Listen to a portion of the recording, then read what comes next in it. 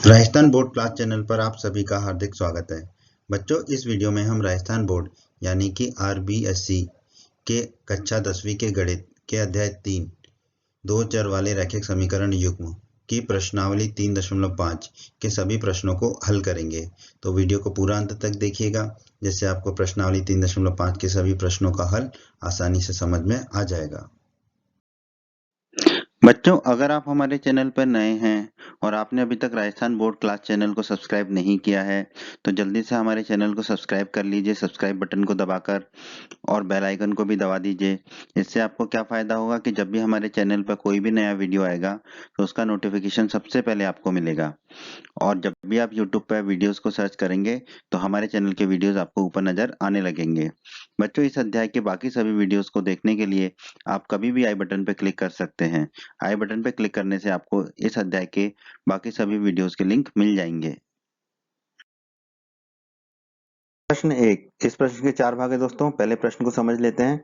प्रश्न 1 में हमसे कहा गया है निम्न रैखिक समीकरणों के युग्मों में से किसका एक अद्वितीय हल है। ठीक है, तो हमें 4 रैखिक समीकरण युग्म दिए गए हैं, तो हमें पता करना है कि किसका एक अद्वितीय हल है, किसका कोई हल नहीं है और किसके अपरिमित रूप से अनेक हल है। ठीक है, तो पहले तो हमें बताना है कि रैखिक समीकरण युग्म जो दिया गया है उसका अद्वितीय हल होगा या कोई हल नहीं होगा या अनेक हल होंगे। ठीक है, फिर कहा गया है कि अगर अद्वितीय हल की स्थिति में अगर उसके अद्वितीय हल हैं तो उसे वज्र गुणन विधि से ज्ञात कीजिए। ठीक है, तो दोस्तों पहले हम समझ लेते हैं कि कैसे हम पता करेंगे कि वो रैखिक समीकरण का युग्म जो है अद्वितीय है, अद्वितीय हल है या कोई हल नहीं है या अपरिमित रूप से अनेक हल है। दोस्तों इस तरह से हमारे रैखिक समीकरण के युग्म होते हैं a1x धन b1y धन c1 बराबर 0, a2x धन b2y धन c2 बराबर 0, या फिर इस तरह से होते हैं जहां पर a1x धन b1y बराबर c1, a2x धन b2y बराबर c2। तो ध्यान रखना है कि जो जो अचर राशि है या तो वो बराबर के बाईं तरफ हो दोनों समीकरणों में या बराबर के दाईं तरफ हो दोनों समीकरण में। ठीक है, ये याद रखना है। ऐसे हमें समीकरण अगर नहीं दिए तो इस तरह से हमें परिवर्तित करके बनाने होंगे। ठीक है, जो दोनों समीकरणों में अचर राशि जो है या तो बाईं तरफ हो या दाईं तरफ हो, ये ध्यान रखना है। ठीक है, फिर दोस्तों अध्याय 3 के परिचय के वीडियो में हमने पढ़ा था कि अगर a1 बटे a2 का जो अनुपात है वो b1 बटे b2 के अनुपात के बराबर नहीं है, तो हम कह सकते हैं कि इसका केवल एक हल होगा, अर्थात अद्वितीय हल होगा।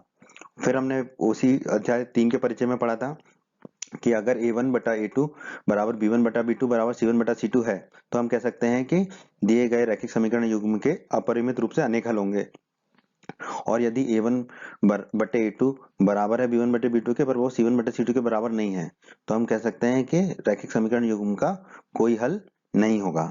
ठीक है, तो ये जो टेबल है ये हमने अध्याय 3 के परिचय के वीडियो में पढ़ी है। आप हमारे अध्याय 3 के परिचय का वीडियो अवश्य देखें, आपको और भी जानकारी उससे प्राप्त होगी। तो आइए अब हम चलते हैं प्रश्न 1 के पहले भाग पर। आइए दोस्तों प्रश्न 1 के भाग 1 को हल कर लेते हैं। प्रश्न 1 के भाग 1 में हमें दो समीकरण दे रखे हैं। पहला समीकरण है x माइनस 3y माइनस 3 बराबर 0 और दूसरा है 3x माइनस 9y माइनस 2 बराबर 0। अचर राशि जो है इसमें जो है तीनों पद जो है बराबर के बाईं तरफ है दोनों समीकरण में। ठीक है, तो हम आगे बढ़ते हैं। a1 a2 a1 b1 c1 लिखते हैं पहले। तो पहले समीकरण के लिए x का गुणांक क्या है, पहले समीकरण में x है तो x का गुणांक हो गया 1, तो a1 हो जाएगा 1। y का गुणांक क्या है, y है यहाँ पे -3y। ठीक है, तो y का गुणांक है -3, तो b1 हो जाएगा -3। और अचर राशि क्या है -3, तो c1 हो जाएगा -3। अब दूसरे समीकरण में चलते हैं। 3x, तो x का गुणांक है 3, तो a2 हो जाएगा 3। ठीक है, फिर लिखा है -9y। ठीक है, तो y का गुणांक हो जाएगा -9, यानी कि b2 हो जाएगा हमारा -9। ठीक है, और अचर राशि है हमारी -2, तो c2 हो जाएगा हमारा -2। ठीक है, अब हम अनुपात निकालते हैं a1 बटा a2। a1 बटा a2 कितना होगा, 1/3। ठीक है, b1 बटा b2 निकाल लेते हैं। b1 बटा b2 कितना होगा, -3 बटे -9। माइनस से माइनस काट सकते हैं हम। ठीक है, तो बचेगा 3/9, और 3/9 ऊपर नीचे 3 का भाग देंगे तो ऊपर 1 नीचे 3 बचेगा, क्योंकि 9 में 3 का भाग देंगे तो 3 बचेगा। तो b1 बटा b2 आ जाएगा हमारा 1/3। अब आप देखिए a1 बटा a2 और b1 बटा b2 दोनों बराबर हैं और 1/3 के हैं बराबर। तो अब हमें c1 बटा c2 निकालना पड़ेगा। अगर ये बराबर नहीं होते तो हमें c1 बटा c2 नहीं निकालना पड़ता। ठीक है, तो अब हमें c1 बटा c2 निकालना पड़ेगा। c1 बटा c2 कितना होगा, -3 बटे -2, माइनस से माइनस कट जाएगा, तो c1 बटा c2 आएगा 3/2। तो अब कुछ नहीं कट सकता c1 बटा c2 में। ठीक है, तो अब आप देखिए a1 बटा a2 और b1 बटा b2 तो 1/3 के बराबर हैं दोनों। ठीक है, परंतु C1 बटा C2 है 3/2, तो C1 बटा C2 के बराबर नहीं है ये। तो हम कह सकते हैं कि A1 बटा A2 जो है वो B1 बटा B2 के बराबर तो है, पर वो C1 बटा C2 के बराबर नहीं है। तो जैसा कि अभी हमने प्रश्न के शुरुआत में ही देखा था, अगर ऐसी स्थिति आती है तो हम कह सकते हैं रैखिक समीकरण युग्म का कोई हल नहीं होगा। ठीक है, कोई हल नहीं होगा तो हमें हल निकालना भी नहीं है। हमें हल कब निकालना है? जब अद्वितीय हल हो। ठीक है, पर इस प्रश्न के इस भाग में रैखिक समीकरण युग्म का कोई हल नहीं होगा, तो प्रश्न के पहले भाग का यही उत्तर हो जाएगा हमारा। अब हम चलते हैं प्रश्न के दूसरे भाग पर। प्रश्न 1 भाग 2। भाग 2 में हमें समीकरण दे रखा है 2x धन y बराबर 5 और 3x धन 2y बराबर 8। अब देखिए अचर राशि दोनों में जो है दाईं तरफ है और बाकी x और y के पद बाईं तरफ है। ठीक है, तो हम आगे बढ़ते हैं। पहले समीकरण में क्या है? 2x, तो x का गुणांक है 2, तो a1 हो जाएगा 2। फिर है धन y, तो y का गुणांक हो गया 1, तो b1 हो जाएगा 1। ठीक है, और अचर राशि क्या है? 5, तो c1 हो जाएगा 5। फिर है दूसरा समीकरण 3x, 3x में x का गुणांक हो गया 3, तो a2 हो जाएगा 3। ठीक है, धन 2y, ठीक है, तो y का गुणांक है 2, तो b2 हो जाएगा 2 बराबर 8। अचर राशि 8, तो c2 हो जाएगा 8। ठीक है, अब हम अनुपात निकाल लेते हैं। a1 बटा a2 कितना हो जाएगा? 2/3। ठीक है, कुछ कट नहीं सकता तो ये 2/3 ही रहेगा। b1 बटा b2 कितना हो जाएगा? 1/2। अब आप देखिए 2/3 और 1/2 तो बराबर है नहीं आपस में, तो हम कह सकते हैं फिर अब हमें c1 बटा c2 निकालने की आवश्यकता ही नहीं है, क्योंकि a1 बटा a2 जो है b1 बटा b2 के बराबर आया नहीं।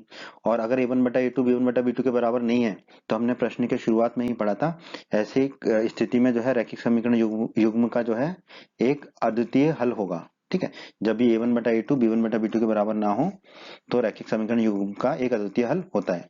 ठीक है, तो एक तो ये उत्तर हो गया हमारा। और प्रश्न में कहा गया है कि अगर अद्वितीय हल की स्थिति है तो उसे वज्रगुणन विधि से ज्ञात कीजिए। तो हम प्रश्न के दूसरे भाग को अब वज्रगुणन विधि से इसके हल ज्ञात करेंगे। तो आइए दोस्तों, प्रश्न एक के भाग 2 का जो है अद्वितीय हल है, तो इस स्थिति में हमें अब वज्रगुणन विधि से इसका हल ज्ञात करना है।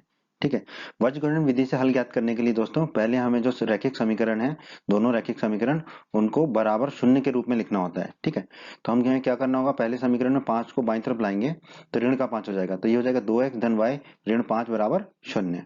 ठीक है, यही काम हमें दूसरे समीकरण में करना होगा, तो 8 को बाईं तरफ लाना पड़ेगा। 3x धन 2y माइनस 8 बराबर 0। मतलब कि जितने भी पद हैं उनको बाईं तरफ रखना है, दाईं तरफ सिर्फ शून्य होगा दोनों समीकरण में। दाईं तरफ सिर्फ शून्य होगा और बाईं तरफ सारे पद होंगे। ठीक है, अब हम देख लेते हैं पहले समीकरण में x का गुणांक कितना है? 2x, तो 2 है, तो a1 हो गया 2। धन y का गुणांक कितना है? 1, तो b1 हो जाएगा 1। और अचर राशि कितनी दिख रही है यहाँ पे? -5, तो c1 हो जाएगा -5। ठीक है, ये याद रखिए। फिर दूसरे समीकरण में 3x, तो x का गुणांक है 3, तो a2 हो जाएगा 3। धन 2y, ठीक है, तो y का गुणांक है 2, तो b2 हो जाएगा हमारा 2। ठीक है, ऋण 8।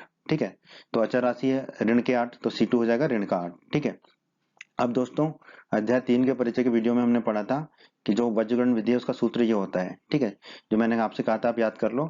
x के बटे में होता है b1c2 माइनस b2c1, y में होता है बटे में c1a2 माइनस c2a1, और 1 के बटे में होता है a1b2 माइनस a2b1।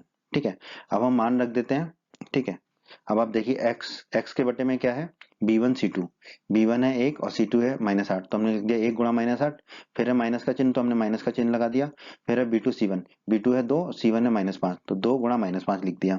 अब हम आगे बढ़ते हैं y बटे। ठीक है, तो y बटे में क्या? c1a2, c1 है -5, तो हमने -5 लिख दिया। a2 है 3, तो हमने 3 लिख दिया। माइनस का चिन्ह है तो माइनस का चिन्ह लगा दिया। फिर है c2a1, c2 है हमारा -8, तो हमने -8 लिख दिया। a1 है 2, तो हमने 2 लिख दिया। ठीक है, अब 1 के बटे में चलते हैं। ठीक है, 1 के बटे में क्या है हमारा? a1 b2, a1 है 2, b2 है 2, तो हमने लिख दिया 2 गुणा 2। माइनस है तो माइनस का चिन्ह लगा दिया। फिर है a2b1, a2 है 3, b1 है 1, तो हमने लिख दिया 3 गुणा 1। ठीक है, अब हम जो 1 बटे में है उसको थोड़ा सा हल कर लेते हैं। 1 के बटे में जो है, ठीक है, 2 गुणा 2 कितना होगा? 4, और 3 गुणा 1 होगा 3। तो 1 बटे क्या हो जाएगा? 4 माइनस 3, 2 गुणा 2 4 हो जाएगा। 2 गुणा 2 4 हो गया, और 3 गुणा 1 3 हो गया। ये होगा 1/4 माइनस 3। 4 में से 3 जाएगा तो कितना बचेगा? 1, तो ये हो जाएगा 1/1, 1/1 होता है 1। ठीक है, इसको हमने थोड़ा सरल कर लिया। अब हम इनको भी सरल कर लेंगे, जो x के बटे में है y के बटे में है। ठीक है, अब आप देखिए x के बटे में क्या है? 1 गुणा -8, तो कितना हो जाएगा? -8। और ये -2 गुणा -5 कितना हो जाएगा? धन के 10। ठीक है, क्योंकि माइनस से माइनस कटेगा, और 2 पंजे 10 होता है। ठीक है, उस तरह y में देखिए, y बटे क्या है? -5 गुणा 3, -5 गुणा 3 कितना हो जाएगा? -15। और ये है माइनस गुणा -8 गुणा 2, तो माइनस से माइनस कटेगा। 8 गुणा 2 कितना होगा? 16, तो ये हो जाएगा धन के 16 बराबर 1। अब इसको और हल कर लेते हैं, तो x बटे 10, ये 10 है, ये -8 है, तो 10 में से 8 जाएंगे तो बचेंगे 2, तो ये हो जाएगा x बटे 2। उसी प्रकार y में ये 16 है धन का, ये 15 है ऋण का, तो 16 में से 15 जाएगा तो 1 बचेगा, तो ये हो जाएगा y बटा 1। बराबर में 1 है ही, तो बराबर में 1 आ गया। अब हम क्या करेंगे, जो x बटे 2 है उसको 1 के बराबर रख देंगे एक बार, तो x बटे 2 को 1 के बराबर रख देंगे, तो 2 दाईं तरफ जाएगा तो ऊपर चला जाएगा, तो x बराबर हमारा आ गया 2। अब क्या करेंगे, y बटा 1 है उसको भी 1 के बराबर कर देंगे, y बटा 1 को 1 के बराबर कर देंगे, y बटा 1 तो y ही होता है, तो y बराबर हमारा कितना हो जाएगा 1। ठीक है, x और y के मान ज्ञात हो गए, तो ये आ गया हमारा हल। ठीक है, इस तरह से हमने प्रश्न 1 के भाग 2 को हल कर दिया। प्रश्न 1 भाग 3, इसमें भी हमें दो समीकरण दिए हैं, दोनों समीकरणों में जो अचर राशि है वो बराबर के दाईं तरफ है। ठीक है, तो हम आगे बढ़ते हैं। पहला समीकरण है 3x माइनस 5y बराबर 20, दूसरा है 6x माइनस 10y बराबर 40। तो पहले समीकरण क्या है का x का गुणांक क्या है 3x, तो a1 हो जाएगा हमारा 3, फिर है माइनस 5y यानी कि y का गुणांक है माइनस 5, तो b1 हो जाएगा माइनस 5 बराबर 20, अचर राशि है 20 तो c1 हो जाएगा 20। दूसरे समीकरण में देख लेते हैं 6x, तो x का गुणांक कितना है 6, तो a2 हो जाएगा हमारा 6 माइनस 10y, तो y का गुणांक है माइनस 10, तो b2 हो जाएगा माइनस 10 बराबर 40, तो अचर राशि है 40 तो c2 हो जाएगा 40। ठीक है, अब हम निकालते हैं a1 बटा a2, a1 बटा a2 कितना होगा 3 बटा 6। ठीक है, ऊपर नीचे 3 का भाग जाएगा तो ऊपर बचेगा 1, नीचे बचेगा 2, तो a1 बटा a2 आ गया हमारा 1 बटा 2। ठीक है, अब नहीं कट सकता आगे ये। अब b1 बटा b2 निकाल लेते हैं, b1 बटा b2 कितना होगा माइनस 5 बटे माइनस 10, अब माइनस से माइनस काट देंगे और 5 का भाग देंगे ऊपर नीचे, तो ऊपर बचेगा 1, नीचे बचेगा 2, तो b1 बटा b2 भी आ जाएगा 1 बटा 2। अब आप देखिए a1 बटा a2 और b1 बटा b2 दोनों ही 1 बटा 2 आ गए हैं, तो हमें c1 बटा c2 निकालना पड़ेगा।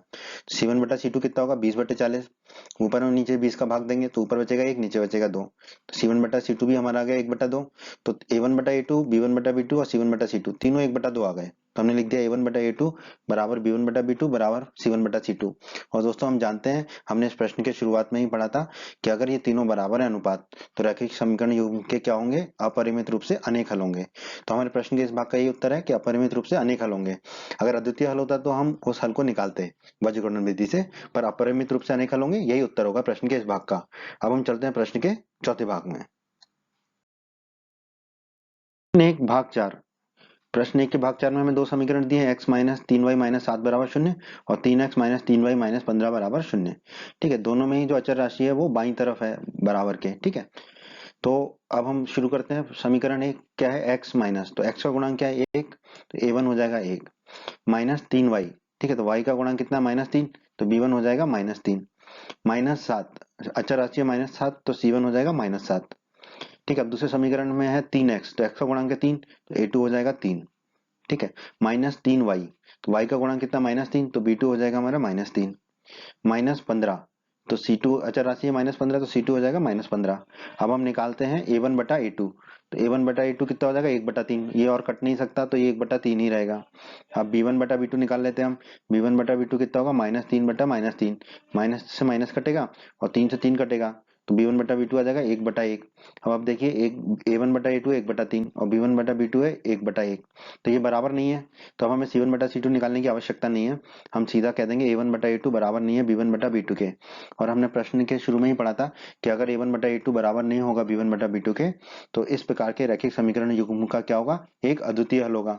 तो एक तो ये उत्तर हो गया प्रश्न का कि एक अद्वितीय हल होगा। अब हमसे प्रश्न में कहा गया कि अगर अद्वितीय हल की स्थिति है तो उसे वज्रगुणन विधि से हल कीजिए, याद कीजिए। तो अब हम इसके हल जो है वज्रगुणन विधि से ज्ञात कर लेते हैं प्रश्न के चौथे भाग का।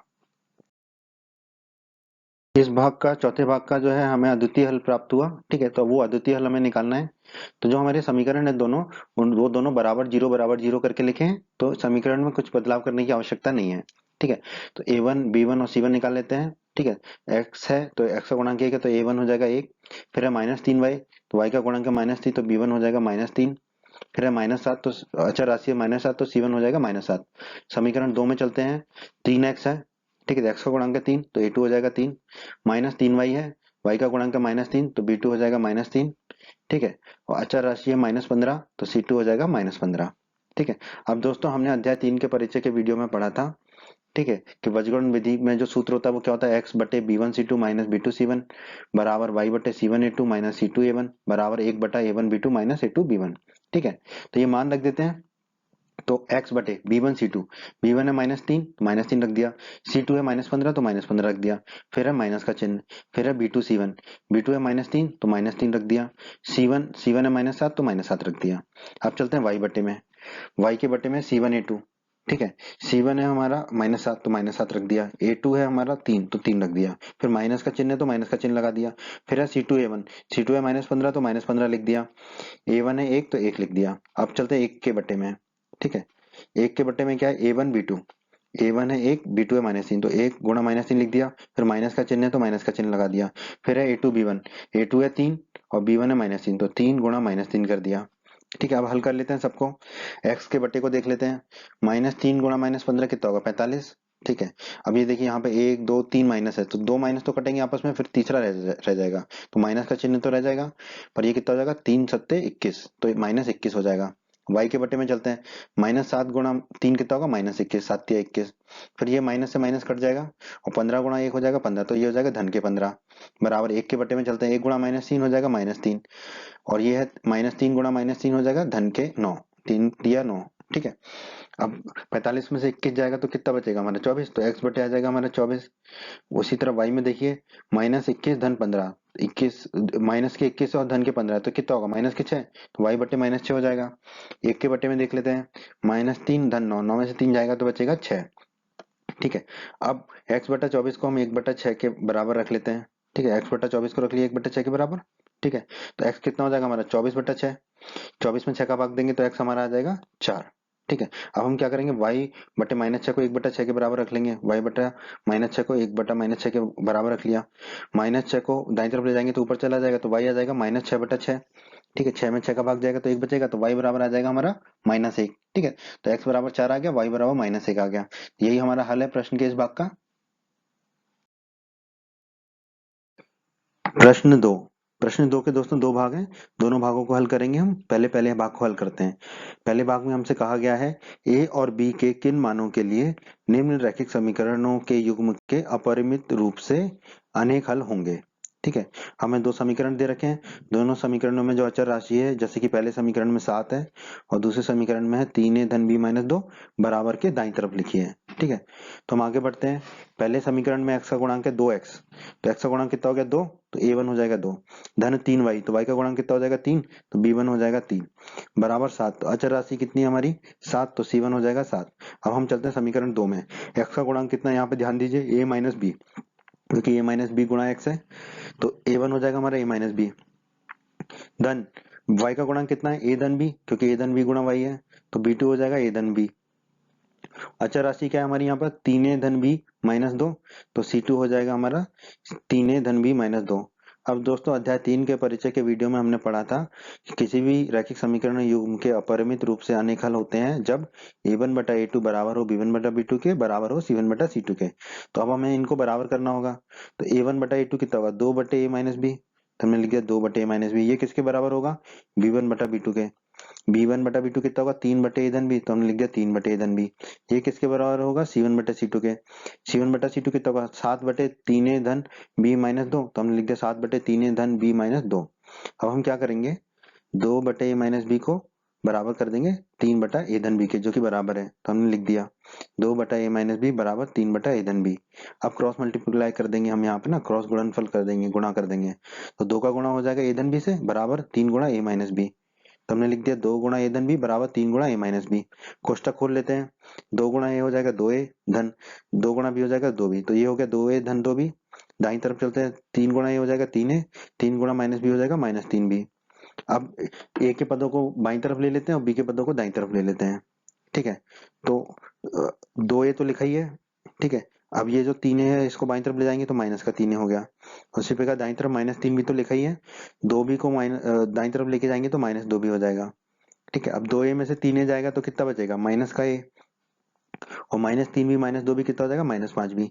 ठीक है, माइनस से माइनस को काट देंगे तो a बराबर हमारा आ जाएगा 5b, a बराबर हमारा आ गया 5b, इसे हम मान लेते हैं समीकरण 1। तो हमने समीकरण एक लिख लिया a बराबर 5b, ठीक है। और ये जो हमने निकाला था 2/a माइनस बी बराबर 3/a धन b बराबर 7/3a धन b माइनस 2, तो इसमें से 2/a माइनस बी बराबर 3/a धन b तो हम हल कर चुके हैं। अब हम कोई भी दो ले लेते हैं, मतलब ना आखिरी वाला तो हमें लेना ही पड़ेगा 7/3a धन b, और पहले और दूसरे में से कोई भी ले लेते हैं। तो हम ले रहे हैं 3/a धन b, ये दूसरा वाला 3/a धन b बराबर 7/3a धन b माइनस 2, ठीक है। ये हम लेके चल रहे हैं। अब यहाँ पे भी क्रॉस में गुणा करना पड़ेगा, ठीक है। तो 3 गुणा हो जाएगा हमारा 3a धन b माइनस 2, तो 3 गुणा 3a धन b माइनस 2 बराबर 7 गुणा कितना होगा a धन b, 7 गुणा a धन b।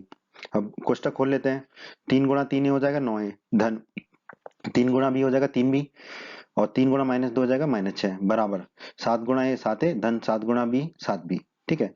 अब हम क्या करेंगे, जितने भी a और b के पद हैं उनको एक तरफ ले जाएंगे और अचर राशि को दाईं तरफ ले आते हैं। तो 9a धन 3b तो लिखा ही है, 7a धन 7b को हम बाईं तरफ ले आएंगे तो ऋण के हो जाएंगे दोनों। तो ये हो गया 9a धन 3b तो लिखा ही है, -7a माइनस 7b, और ये माइनस का जो 6 है उसको दाईं तरफ ले जाएंगे तो ये हो गया धन का 6, ठीक है।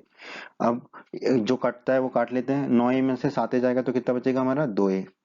उसी प्रकार -7b है और 3b है तो ये हो जाएगा -4b बराबर 6, ठीक है। अब समीकरण एक में a बराबर कितना है 5b, तो यहाँ पर हम a बराबर 5b रख देते हैं समीकरण एक से। तो क्या हो जाएगा 2 गुणा a था तो 2 गुणा 5b हो जाएगा -4b बराबर 6, ठीक है। 2 गुणा 5b कितना हो जाएगा 10b, तो 10b माइनस 4b बराबर 6, 10b में से 4b जाएंगे तो कितने बचेंगे हमारे 6b, 6b बराबर 6। अब ये 6 दाईं तरफ जाएगा तो बटे में हो जाएगा, तो b बराबर हो जाएगा 6/6, 6/6 कितना होगा 6 में से 6 जाएगा तो b बराबर 1 आ गया हमारा, ठीक है। हमें a और b के मान ज्ञात करने थे तो b बराबर 1 आ गया। अब ये b बराबर 1 का मान हम रख देंगे समीकरण एक में, a बराबर 5b, b बराबर 1 का मान समीकरण एक में रख देते हैं, समीकरण एक है हमारा a बराबर 5b, ठीक है। तो a बराबर हो जाएगा 5 गुणा 1, तो a बराबर कितना आ जाएगा 5 गुणा 1 होता है 5, तो a बराबर आ गया हमारा 5। तो ये हमारा उत्तर होगा a बराबर 5 और b बराबर 1। अब हम हल करते हैं प्रश्न के दूसरे भाग के, प्रश्न 2 के दूसरे भाग को। तो भाग 2, ठीक है। यहाँ पे हमें बोला गया है के किस मान के लिए निम्न रैखिक समीकरणों के युग्म का कोई हल नहीं है। हमें दो समीकरण दे रखे हैं, 3x धन y बराबर 1 और दूसरा है 2k माइनस 1 गुणा x धन k माइनस 1 गुणा y बराबर 2k धन 1, ठीक है। तो पहले तो हम देख लेते हैं कि जो अचर राशि है वो दोनों समीकरणों में दाईं तरफ है, पहले में है 1 और दूसरे में है 2k धन 1, ठीक है। अचर राशि क्या होती है जिसमें कोई चर ना हो, x y इत्यादि, ठीक है। तो दोनों समीकरणों के लिए पहले तो हम a1 b1 c1 ज्ञात कर लेते हैं, a2 b2 c2। तो पहला समीकरण 3x, x का गुणांक है 3 तो a1 हो जाएगा 3 धन y, तो y का गुणांक हो गया 1 तो b1 हो जाएगा हमारा 1 बराबर 1, अचर राशि है 1 तो c1 हो जाएगा 1, ठीक है। अब दूसरे समीकरण पे जाते हैं, x का गुणा किससे हो रहा है 2 के माइनस 1 से, तो a2 हो जाएगा 2 के माइनस 1, y का गुणा किससे हो रहा है k माइनस 1 से, तो b2 हो जाएगा k माइनस 1, और अचर राशि क्या है 2 के धन 1 तो C2 हो जाएगा हमारा 2 के धन 1। अब दोस्तों अध्याय 3 के परिचय के वीडियो में हमने पढ़ा था कि रैखिक समीकरण युग्म का कोई हल कब नहीं होता है, जब a1 बटा a2 बराबर हो b1 बटा b2 के, परंतु वो c1 बटा c2 के बराबर ना हो, ठीक है।